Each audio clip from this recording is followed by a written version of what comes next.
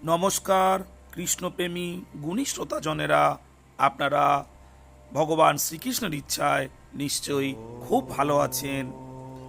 আপনাদের আজকের শোনাবো যে ভগবান কৃষ্ণকে হারানো চলবে না, কেননা সজ্জন ব্যক্তি সর্বত্রই কৃষ্ণ দর্শন প্রাপ্ত হয়।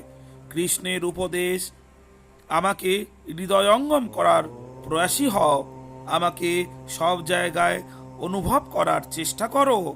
তাকে উপলব্ধি করার পন্থার সুযোগ দিয়ে ভগবান বলেন, আমি হচ্ছি জলের সরসতা। তৃষ্ণার্ত হলে যখন এক গ্লাস জলের প্রয়োজন হয়, আমরা তখন জল পান করি। আমাদের তৃষ্ণা মেটাবার জলের ওই ক্ষমতাকে আমরা কৃষ্ণ বলে উপলব্ধি করে পরম সুখ অনুভব করি।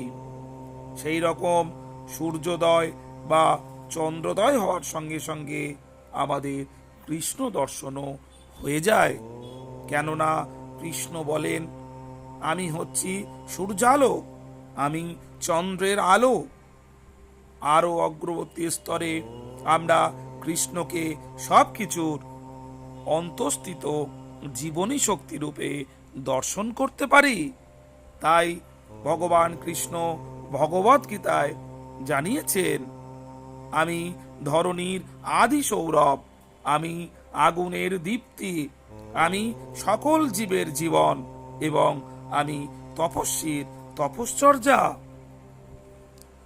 আমাদের অস্তিত্বের জন্য সবকিছুই কৃষ্ণের ওপর নির্ভরশীল। একবার এই উপলব্ধি হলে কৃষ্ণকে হারিয়ে ফেলার আমাদের আর কোনো সম্ভাবনা নেই। ভগবদ গীতায় ভগবান প্রকাশ করেছেন যে তাদের আদি, অন্ত এবং মধ্যবর্তী অবস্থায় সবকিছুই কৃষ্ণে অবস্থিত।